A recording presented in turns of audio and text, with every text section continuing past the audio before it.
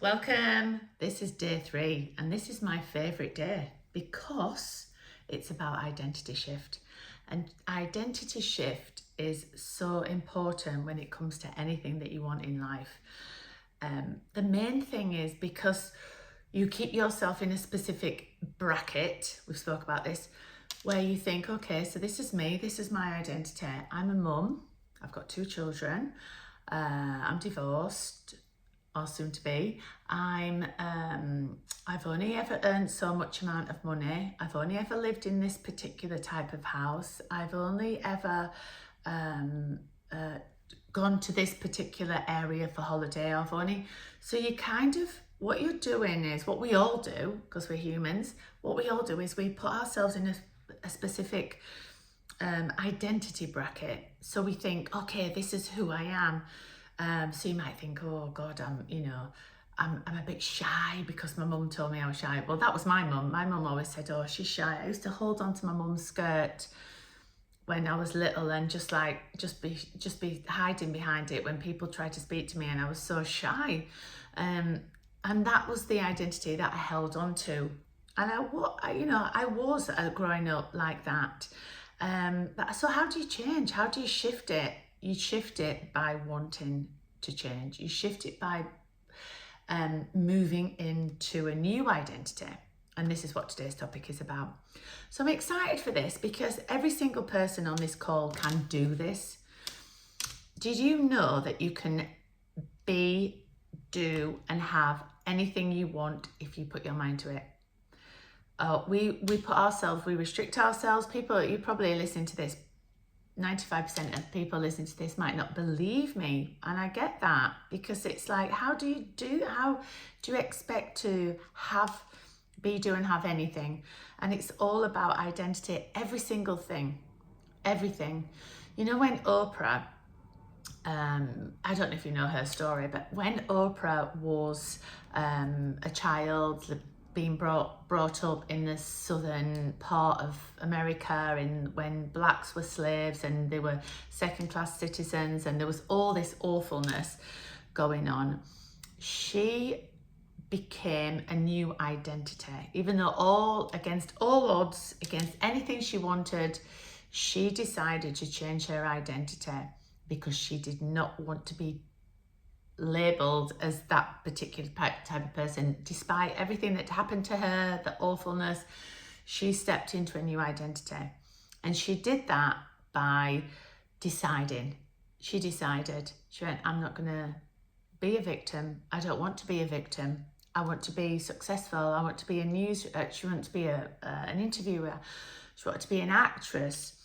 She switched her identity, and she did that from within. She did that with her own internal work as well as external work. So stepping into the identity, first of all, you need to think, and you don't have to do anything radical or crazy, but there might be a few things that you're not doing that you would love to do. Could it be that you want to have a YouTube channel? I mean, I've just started a YouTube channel, so I know that that's a big shift. And you think, how am I going to do that? Who do I need to be? Who do I need to be a YouTuber? How confident do I need to be? What is the message? Who's my audience? How do I step into that and help others? So switching it from a different concept. So it's all of that. If I wanted to be an author, what would my characteristics be? How would I show up for my audience? Who do I need to become? So you can ask yourself all these questions, and midlife is the best time. This is the best time because you know all the characteristics of a human and what you admire and what you want to step into. So you might say, oh my God, I'd love to be an actress, or I'd love to be like open a coffee shop. So what does that look like? What does the plan look like? And who do you need to make contact with? Who do you need to show up as? Ask yourself all these questions. I can give you a list of questions to ask yourself that you can write down, and you can become that person. And I love the stick person, so I'm just going to draw a little stick person if my pen doesn't run out. So draw a little stick person. I don't know if you can see that. And write down who you are and what you want, who you want to show up as. And who is it? Who do you want to, how do you respond to people? What is your vision on, could you imagine yourself being that coffee shop owner, that YouTuber? Could you imagine yourself being an actress? Could you imagine yourself being, having an online business, or opening up a little pop-up shop, selling your trinkets and things? Could you imagine that? That's the first step. So that's when I say you can be, do, have anything. This is the first step. And that excites me. So now what you're doing, you're giving your body a whole new lease of energy and a whole new exciting look on how your life could be. Often when people do radical shifts, it's when they've hit a level of, oh my God, it's sink or swim, do or die. They just had enough of what their current situation is, and they need to shift to prove to themselves that they can do it. You know, so there's a lot of that, and it's a massive growth. It's a massive, massive growth. I did that because I've had times where things have not worked out, and I don't like to say failed, because everything is a learner. It's a learning curve, everything. I only think you fail if you stop trying and stop going for your dream. That's when you think, oh, I'm going to throw the towel in. I'm going to go back to my old way of being. But if you've learned so many lessons on the way, then it's all growth. Every single day, every human needs to be growing, whether it's a direction just for us, just in small steps, by learning something online, something new, something you're interested in. It's good for your body, it's good for your soul, it's good for your mind, and it keeps your mind growing. It keeps you growing as a person. It makes you, you know, get excited, want to wake up in the morning, interested in what you're doing. It's all of that. All of that.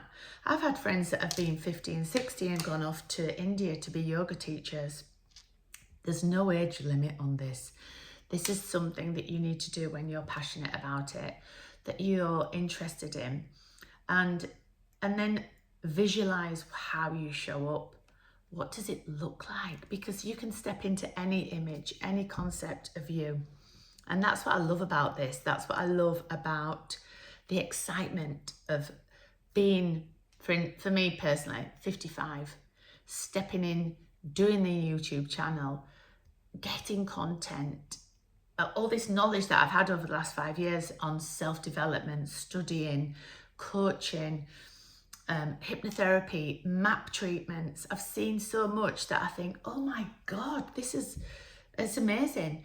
But I started that at 50, so there's no reason why anyone cannot do it at any age, but just find your passion, find where it is. And it doesn't have to be a year-long study. You can even just get things from books. Find your niche. I think there's if you Google how to find my next focus for midlife, or how to find out what you're good at, there's several questionnaires that you can fill out, and you can go into them, and at the end, after you've answered the questions, it tells you your personality traits and gives you an idea of what jobs or interests suit your personality. So that is a great way to assess things when you're stuck or thinking, oh God, I don't know. Because everybody's got a talent. Everybody needs to share something to somebody. And often we find things in dark moments. I know I've had some friends that have had their children had gone through experiences and come out the other side. What if your purpose in life was to help other parents get through what you've just gone through, whether or not it's been a divorce, whether or not it's been a financial burden, whether or not it's been with a tricky teenager, whether or not it's been from something from your childhood. But it's like stepping out of the victim mode and moving into, how can I serve others with this knowledge and skills that I've got? That's where you need to shift your focus sometimes, because we do often think, oh my God, I want to just do it, finish it all, end it, run away. And we've all thought that, I'm sure, when things have got tricky. But how would it look like for you to serve others with the knowledge and wisdom of your wisdom, of your 40, 50, 60-year-old wisdom? What would it look like? I wonder if you could, is it a book? Could you teach others online? Could you do a course? Could you, because it's always also about serving you, helping you. So monetizing you, getting paid for something that you're helping others to help others with, overcome their emotions, because you might just help to save someone else that really needs that. So it's just a nice angle to look at options and other ways where you can serve and help. When you struggle and think, oh, I'm not good at anything, I can't, there's nothing that I've got that I can help with. It's ways where you think, oh, actually, I survived that episode, that issue, that trauma. Could be something at work. It could be a financial loss. It could be a bankruptcy. It could be a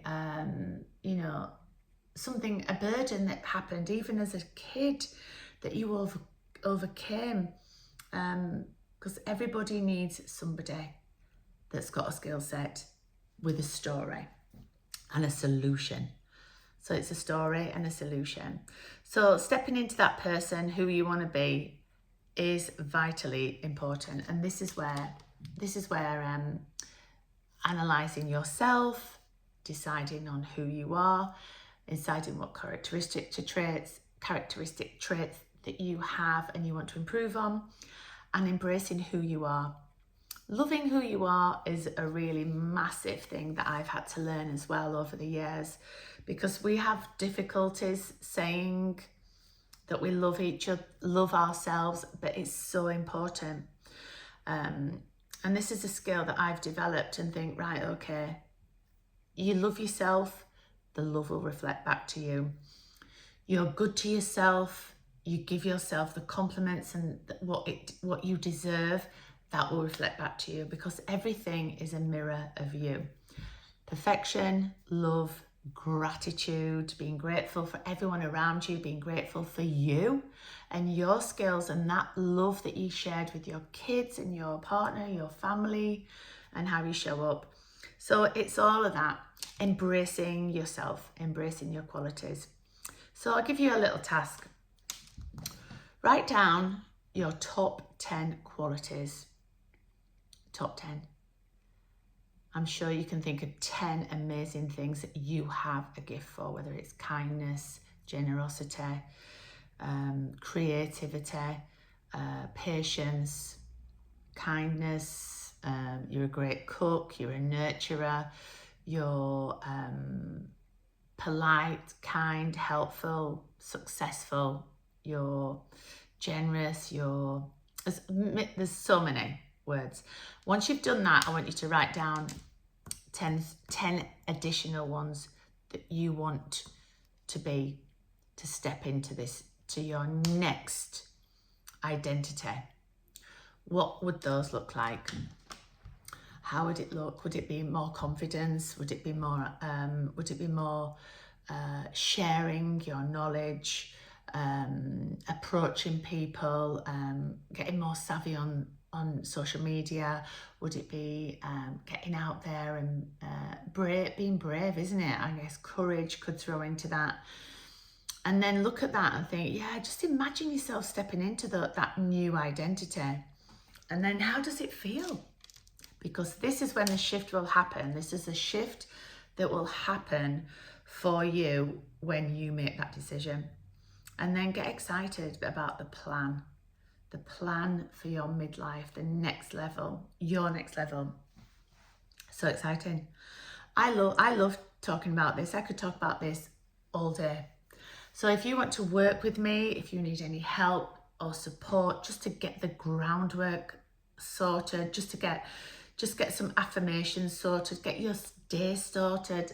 You start your day with the right words, the right attitude, the right focus that shift you through the day. Come back to it if you feel like you're dropping off and you're getting a little bit more, because don't forget, you will get some resistance from your conscious mind because it's not who you are. But to break free and break through, you have to battle that, and you do that with repetition. So let me know if you need any help with coaching, with a map practice. Map helps you shift some identities. It helps you break free from some beliefs that are limited. It helps you break through patterns of cycles that you've suffered, which could be a number of things. And not only does map help you with your current life, this one, it also picks up past lives. It also picks up generations. And if you fix yourself, and you've got for instance, let's say anxiety. If you've got anxiety, once I treat you, it will treat 7 levels. So if your child struggles with anxiety, it's probably because you do. Your mum might struggle with it, or there might be a generation where it's a cycle through your life. But it's so interesting, but once it's been addressed and neutralized from you, it will feed right through. And then your children's children won't have it because it's been neutralized. And it all works integrated with neurons. It works with your superconscious. It works with all the elements and the parts that make you you. All of those neurons that are leveling, they get loose, and the trauma breaks the field. And then with MAP, it rebuilds them, it gets them connected, and you can see the neutralization in each session. I had a client this afternoon, and she had a few things that were unconscious, so she was unaware of them, and they definitely would have been passed down through generation or past lives. So it's so interesting, and you could just see her neutralizing as we went through each layer. So yes, I love it. So if this is interesting to you, contact me. I'll put my details above, and we'll see you tomorrow. So have a wonderful, wonderful evening, and I'll see you tomorrow. Loads of love.